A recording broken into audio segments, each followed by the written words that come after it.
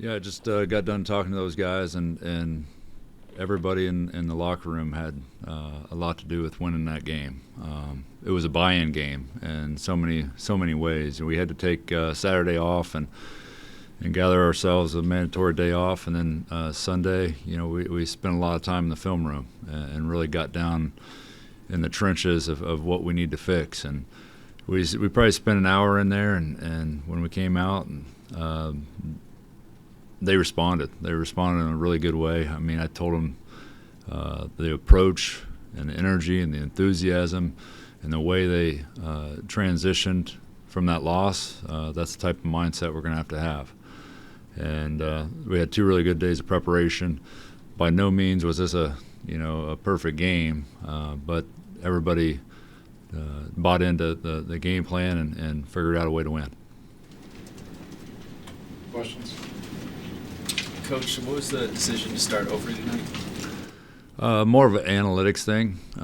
We've really spent a lot of times trying to figure out the right lineup combinations, and from a defensive rebounding perspective, he gave us a lot more there than Seth did, and it looked like from our rotations we would be a lot more better suited with him starting and Seth coming off the bench and correcting some of these rotations, and because we have limited numbers to work with, so trying to figure out the right rotations from a substitution standpoint was probably the biggest factor in it. I told Seth after the game, I mean, he played 22 minutes. He's a great shooter. I need him to shoot. I mean, he didn't even get a field goal attempt up, but we need Seth, and we need Seth to bring that spark off the bench. So, when you go through loss, you try to analyze everything and try to fix things, and that was something I thought one piece I could try to play and see if it worked, and it seems like it did. Coach, last Friday you guys had 32 3-point attempts. Tonight you had, I think it was 19. Is that more of you're trying to find and lower that number and not shoot as many? What's your? No, not necessarily. They zoned us a lot last week. So we were getting a lot of good looks. It just the ball, it wasn't falling, and that's the way it works in the game of basketball sometimes. And I think the biggest difference from tonight compared to the Monmouth game is we saved a lot of legs on the defensive end with the zone, and I felt more comfortable with the zone this week than I did against Xander Rice. So it seemed to keep our legs fresh. So we were downhill and with pace and playing with pace on the offensive end, and everything seemed to be clicking a little better. So, yeah, we were shot at way more efficient, 8 for 19. I'll take that, every day of the week. You look at the box score, and the idea was to get Jesse as many touches as possible. He only got 6 field goal attempts, but he drew 10 fouls. And, he wasn't stellar from the line, but that's something he needs to rep out. So, we definitely, the game plan was to play through Jesse, and we need to do that as much as we can because we get a lot better looks when we go inside out. Coach, along the lines of the zone, from a simplistic standpoint, what's it like teaching a 2-3 zone at West Virginia? Because that's been a dirty word in the past. 2-3. With Jesse, he's a natural back there. He spent 4 years in his zone, so we picked up a few things that we could just nailed down, and we didn't get overcomplicated by any means with it. We just wanted to pick 2 or 3 things, and most every kid's played 2-3 zone. So it's not like it's crazy unnatural, but there's things that he's given us that we can utilize, and we've kept it pretty simple. So the main thing is trying to navigate those ball screens when they set those ball screens, on those top guards. So that's probably the issue we can probably clean up the best. It seemed like the 2-3 really, you probably played it more tonight than you have all season. Yeah, I mean, there was a couple guys we were worried about shooting us out of it, but for the most part, there were several kids out there that weren't even looking at the rim. So we were mindful of who to guard and who to back off of. So they executed really well. They were very attentive with the scouting report, and so those things are huge.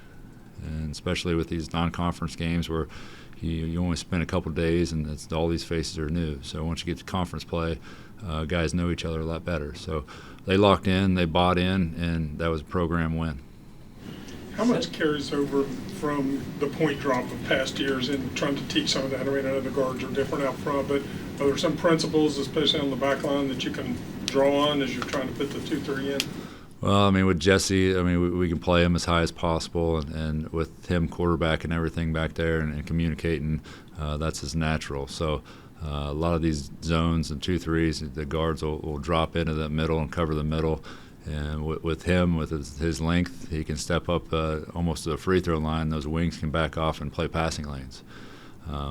But, you know, it always comes down to, it seems like in any defense you run, like how you guard the ball screen. So once teams start attacking you from a ball screen perspective, that's when it gets a little bit hairy in terms of being on the same page.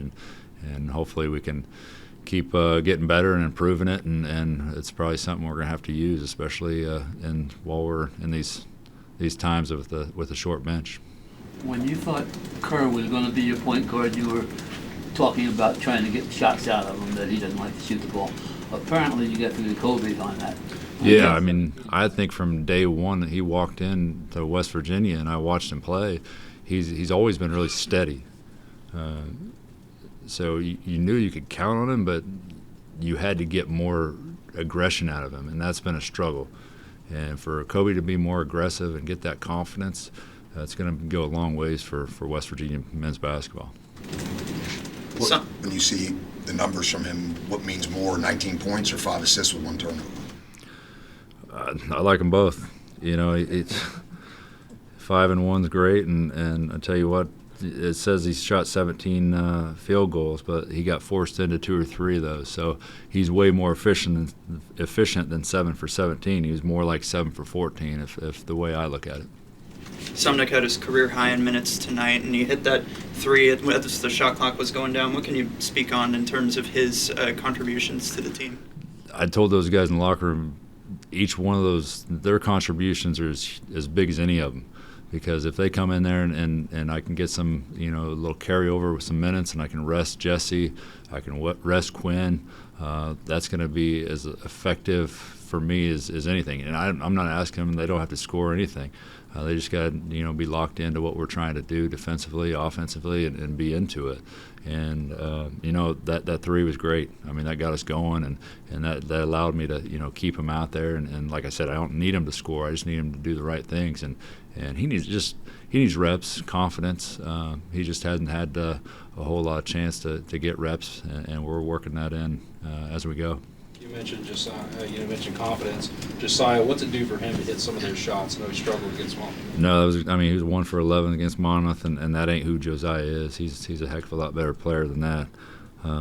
So 4 for 7, very efficient night for him, and plus 10. You know, he's been rebounding as well as anybody, and he continues to do so. I'm surprised to see he didn't have an offensive rebound, but it wasn't for lack of trying. He even tried to jump over a guy to go get one. So I love his effort, his enthusiasm. He buys into everything we do. He's a joy to coach. And so, you know, we get everybody on that same page, which we're getting there.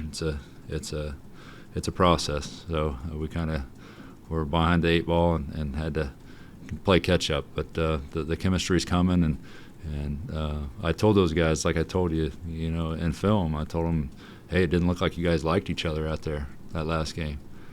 And, you know, a couple of them came up to me and it's like, we have as close a knit team as any team I've ever been on. So they're close. We just gotta get that chemistry on the floor.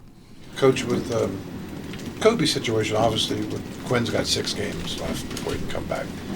But did Kobe take a really big step forward, though, in his progress tonight? And obviously, when Kerr comes back, do you have decisions to make there if Kobe continues to play well? No, I mean those are good decisions to have to make. We're getting him great experience. So if anybody's in foul trouble, next guy up, or you know, you can play Kobe off the ball. You can use him to you know, go out and isolate some of those you know, smaller guards. And I look to do that several times. I even look to do it right out of the gate. He's got a big, strong, you know, aggressive body, and you can put him in the post. So, you know, he can have his way with you know, some of those smaller guards. So he gives you things, and that Kerr might not.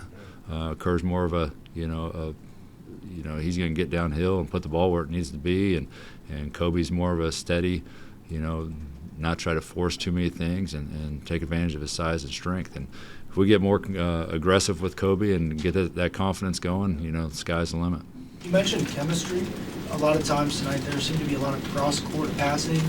Is that more what this offense is supposed to look like when guys are finding those passes and making that extra pass? I thought our spacing was better in terms of that, but we just need to. Our timing's probably a little off. And you talk about the cross course passing. I think I have an idea of what you're talking about. We just need to utilize some more of the pressure release, especially when they're up there taking things away and we're activating some of these things from half court. And when Jesse can step in there, and I think we did it one time, step up and catch and go downhill with those guards, it's a great pressure release. What does 6 days off do for this team? I think he's everything right now. Playing 3 games in 9 days with a short bench is, it's hard on those guys.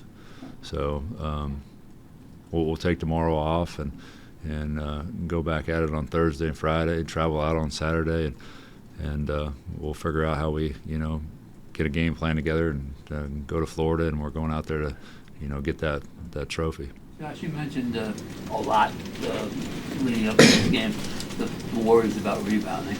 And I know you weren't playing Kansas tonight or whatever, but what does it say that you had 5 guys with between 5 and 7 rebounds? And I mean, they're obviously going after it. Yeah, we've been preaching it and drilling it as well. So to have that balance is certainly something that I love to see and help me sleep at night.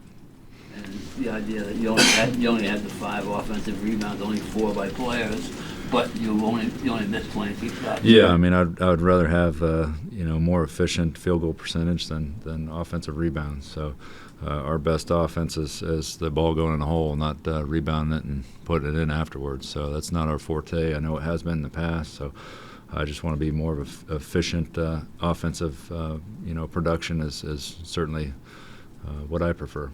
The better shooting tonight, a result of any adjustments, or was it just a matter of them getting? I really think it had a lot to do with our defense. In the Monmouth game, I hit like 2 possessions of zone, and when those guys are gassed out there and chasing and trying to take things away and play our principles, it takes a toll on you on the offensive end. So the fact that we saved some legs on the defensive end really helped this team, especially with the the short bench like we keep talking about. So the 2-3 could be a staple. Yeah.